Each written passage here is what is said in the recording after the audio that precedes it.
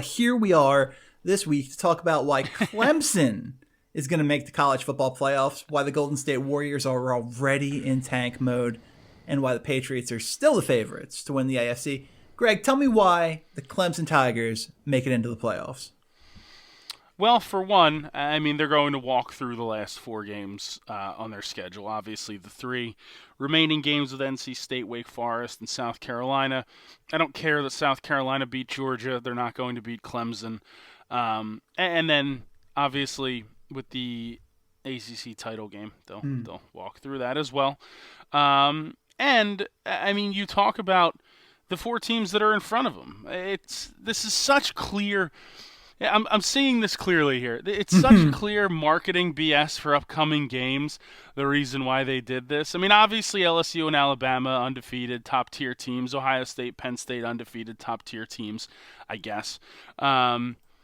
But they know with both of these teams playing each other, right? You have LSU, Alabama this weekend, and then in 2 weekends, barring some sort of unforeseen loss from either team, Ohio State a much less likely candidate of an upset with Maryland and Rutgers on their schedule. Yeah.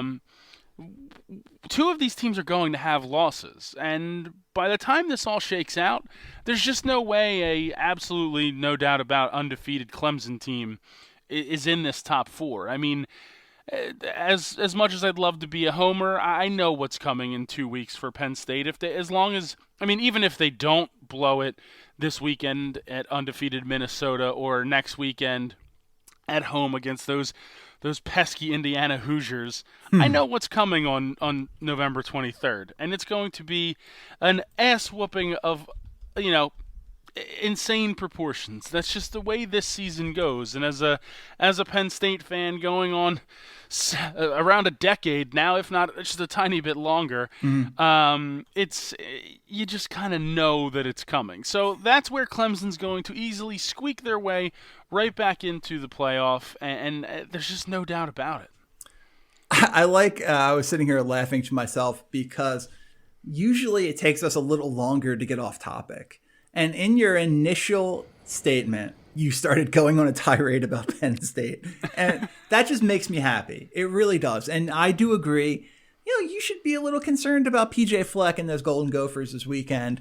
But, are we saying it's a foregone conclusion that Clemson's going to finish this thing undefeated? I know I looked over at Bovada Sportsbook, and they are 33.5-point favorites this weekend. You feel good about that?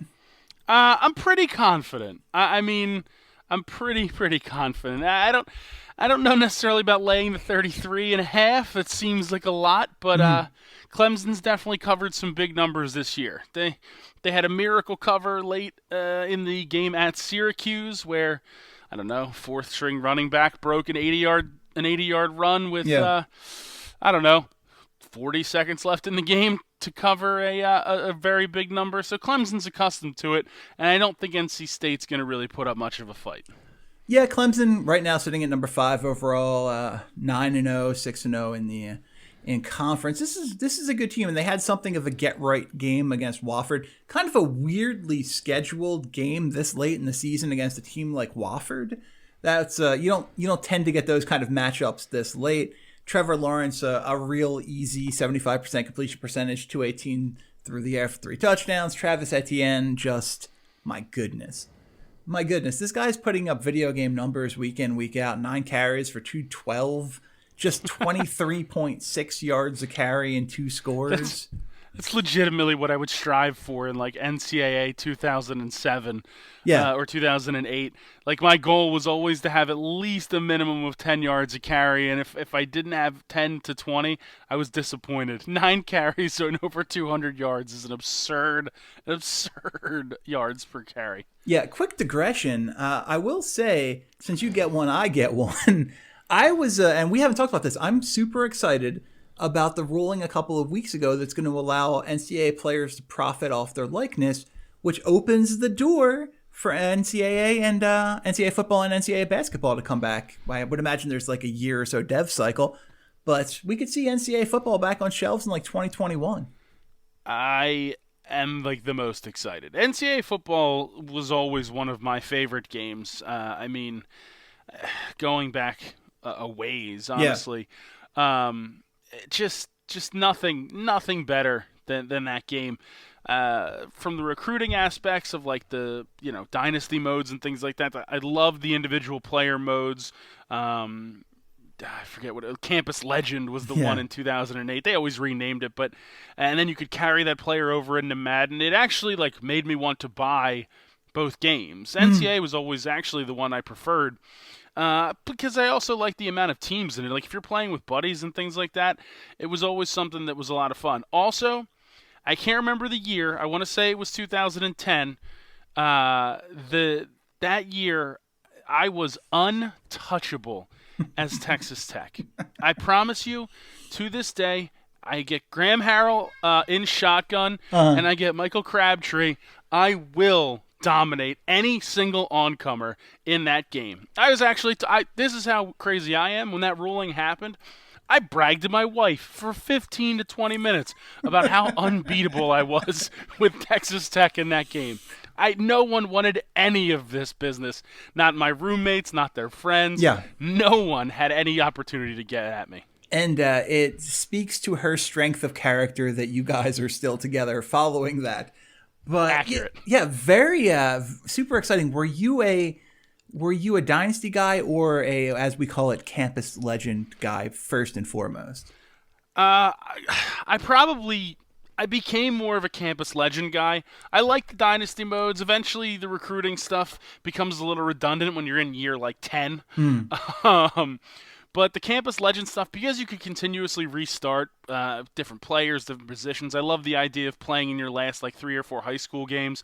This is going to actually force me tonight, after just getting off the road and probably needing sleep, I'm going to hook up the Xbox 360 and we're going to start something. I mean, I'd play every position. I'd do a running back, then I did a quarterback, then I'd do a corner for some reason. I played linebacker, strong safety.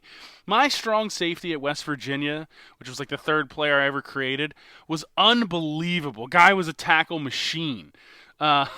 Fictional names or Greg Cone?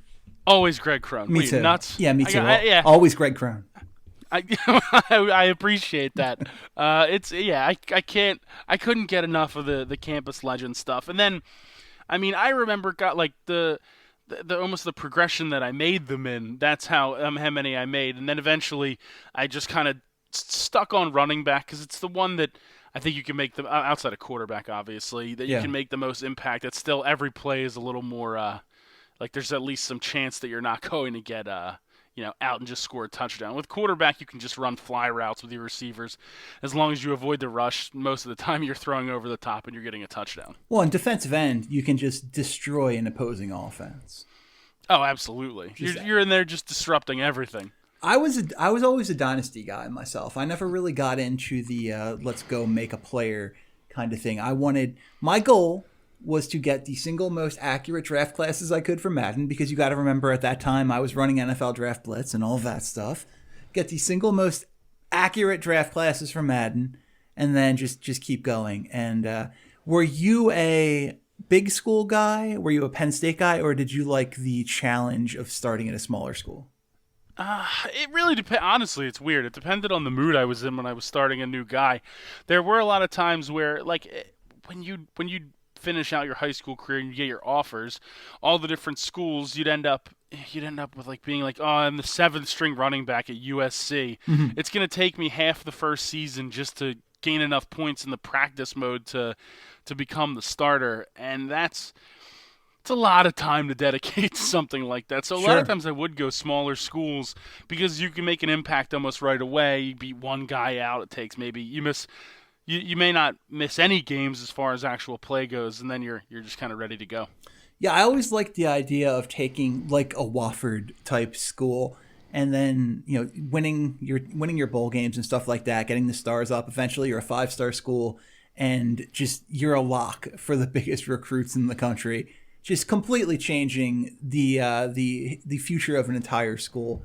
Super fun, but there's also something to be said about going for one of the bigger schools. I was always a Penn State fan growing up because they were the closest good school to me at the college level for basketball, and so a lot of Penn State. But Yeah, the small stuff was always fun too, and you would get to recruit your quarterback prospects, much like a Trevor Lawrence, Gregory, to bring this back around to Clemson here for a moment. Bovada says that Clemson is the third most likely team to win the NCAA championship right now. Third most likely. How do you feel about that? I mean, it's pretty telling that they think they're going to get in, and honestly, these rankings legitimately feel like they're not true, like the true rankings of who actually is the best teams, and it's more, all right, well, we have this LSU-Alabama game already scheduled, and we also have Penn State-Ohio State. How much more does that game mean to TV ratings if they're number 3 and number 4, or number 1 and number 4? I don't buy that.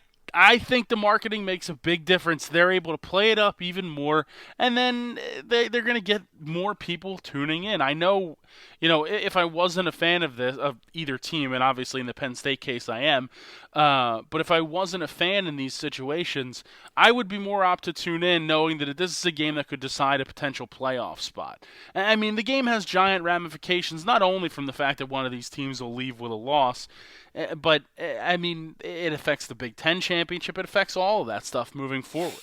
Penn State took a big step beating Michigan, a bad Michigan team, let's be honest. But, I mean, this is the true test every year of where Penn State is on I guess, the Big Ten measuring stick. And I unfortunately have a feeling that Mr. Fields and co. are going to maintain home field advantage and take this one. Over the Nittany Lions. You mean one-time Penn State recruit Justin Fields? Chris, every time I bring him up, you have to remind me of this. Look, it hurts me too. I have an affinity for Penn State. Obviously not one that runs as deep as yours. But I have an affinity for the school too. It would have been incredibly fun to watch Justin Fields running this offense instead of Sean Clifford, who's fine, doing a fine job. But so what's the nightmare scenario? Let's go through this. What has to happen for Clemson to not make the Final Four? Easiest way they don't get in is they lose to, say, Wake Forest. And that's the thing. Let's talk about that. They get Wake Forest in a couple of weeks, number 19 right now in the top 25. And they're probably going to see Wake Forest again in the playoffs. Now, nobody in that Coastal Division really concerns me because it's kind of trash in the ACC Coastal Division. But they're going to have to beat Wake Forest twice in the next 5 weeks. That's no small task. It's Wake Forest lost to Army, which Army is a very underperforming team this year. Losses happen. We know that. They all. If you look at common opponents, Wake Forest beat a very bad Florida State team 22-20. Clemson beat them by 35 points. Wake Forest definitely is good, but the game is at Clemson. I just don't like where they sit. Also, there's a chance that Wake Forest could lose to Virginia Tech this weekend, and now you're talking about them definitely falling out of the top 25. I don't know how good this Wake Forest team is. I mean, they did stomp NC State, but they also lost to Louisville in an absolute shootout. They don't blow away a ton of teams in their conference, which is, I guess, in my eyes, a problem when you're comparing them to a team like Clemson that, outside of that North Carolina game, has been just taking teams to the woodshed. Yeah, look, the Virginia Tech argument is a legitimate one. We talked about how Bovada had Clemson plus 33.5 this weekend against NC State. Well, West Virginia is only -2. Is -2 on the road. So this is pretty much a pick'em. Yeah, exactly. I mean, it's if you say that the home team would get 3 points at home or whatever, whatever the old adage is. It is 3. That is the old adage, as you put it. The Wake Forest team is primed for a potential upset. I mean, Virginia Tech has showed serious flashes of life. I mean, they went into Coral Gables and smashed a Miami team that's been up and down this year. It's not like Virginia Tech doesn't know how to win. They've also been embarrassed at home in games as well. So they're very up and down. So it really depends on what Virginia Tech's team shows up this weekend. But I think Wake Forest is a very, very beatable team. Yeah, no, I agree with the Virginia Tech stuff. And mean, only 2 losses. I don't know that I would say they've been embarrassed at any point. And okay, maybe the Duke game. That's the game I'm talking about. Probably fair. But you're talking about bookend losses at this point right now. As to this point in their schedule, they lose to BC at BC by 7. They lose to Notre Dame by a point. Again, both those games on the road. That Duke game, that's just the one you get. That's the one you get. Everybody gets that one game, and they just didn't show up against Duke for whatever reason.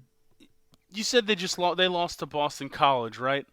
They lost to BC, first game of the year. This is what you need to know. Boston College lost by like 5 touchdowns to Kansas at home. I can't take a team seriously that lost to Boston College. That's where Virginia Tech is such a weird sort of.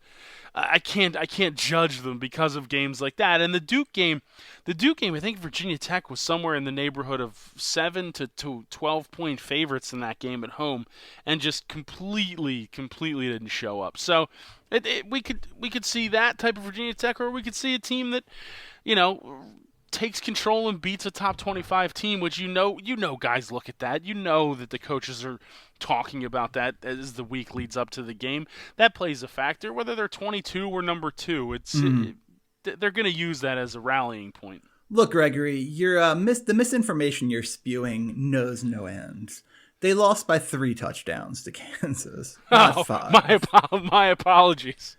Speaking of losing by 3 touchdowns worth of points, I am going to the Stanford Kansas game in December in terms of college basketball, and that could very well be a 3 touchdown win for Kansas. I mean, Stanford. Who did they play last night? I was looking at the score as the game was going on as I returned from the dinner that I was at, and it was not pretty. It was like 7-7 with roughly 7 minutes left in the first half. It was not a great look for Stanford. Absolutely once proud. Lopez brother led Stanford team. But this Kansas team kind of struggled that first game as well, though. Yeah, but you can't judge the Champions Classic off of a lot of that stuff. I mean, Kentucky's team last year was absolutely embarrassed by Duke on night 1, and they ended up coming back and having a relatively solid season. I mean, you're playing Duke. What do you want? You know what I mean? Duke's got a top-tier recruiting class as usual. Coach K, it's the mystique of all that. I know Kansas is a storied program, but they have so much going on with the NCAA violations and things like that. Them not looking great on night 1 of the college basketball season shouldn't be too big of a surprise. Did you catch any of that Kentucky game? I came in probably 3/4 of the way through the first half, and then I watched the rest of the game before going to sleep. It was an interesting game. Michigan State didn't look great, but Kentucky wasn't. I don't necessarily think they were overly impressive. I thought some of their offense was a little disorganized, but that feels like that's always the Kentucky to start the season, because it's always young guys. It's always guys who were the top tier guy on their high school team or whatever team they're coming from, and now they're heading into a team that's all those guys, and they have to figure out that chemistry, and Cal usually gets them there. What did you think of Tyrese Maxey? Because he's the most overrated player in terms of draft stock in the country right now, in my mind. I mean, his shot did not look great to me, and then that's little shot putty.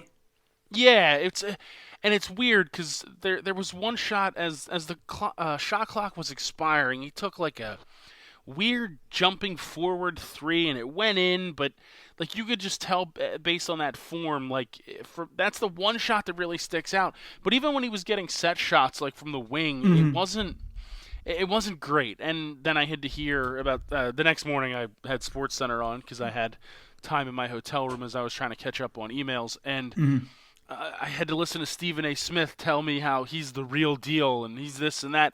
I wasn't overly impressed in his first college game. I will say that. So here's my biggest issue with him. We're never going to be able to see whether or not he can get over the perceived flaws that are in his game.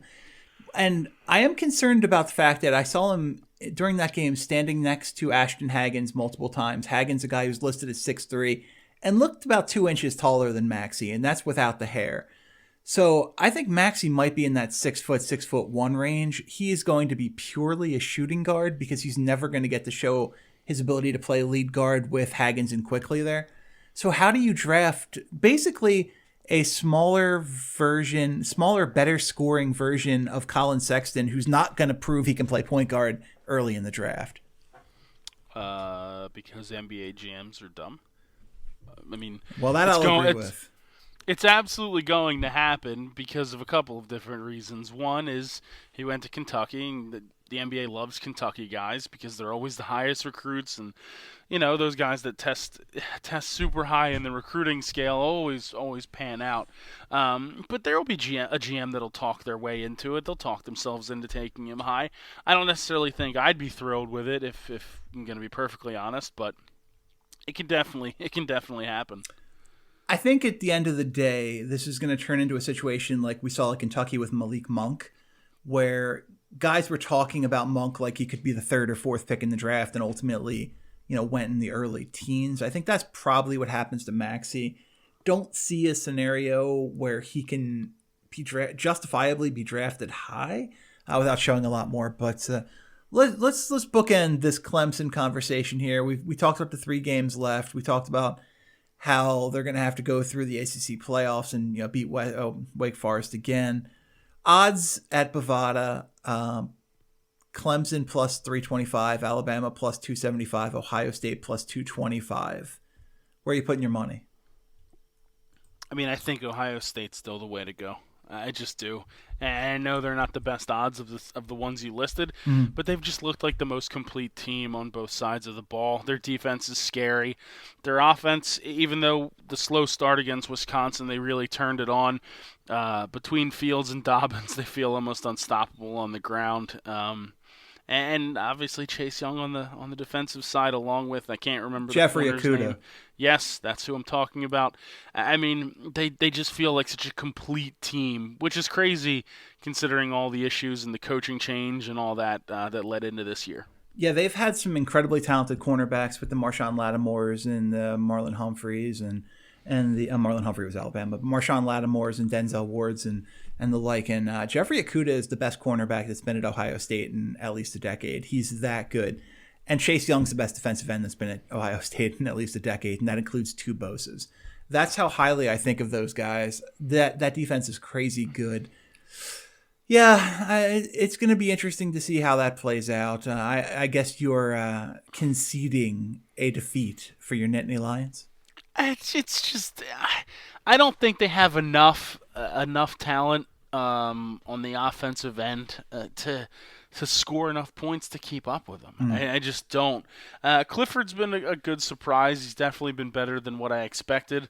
I don't think they can do it. I feel like it's going to be a very similar game to that Wisconsin game that we just saw with Ohio State, where it's sort of that slow plodding game early from Ohio State, and then all of a sudden they figure it out, turn it on, and you're looking at like a 2-touchdown deficit before you know it. Well, any given Saturday. We'll take a quick break and be right back.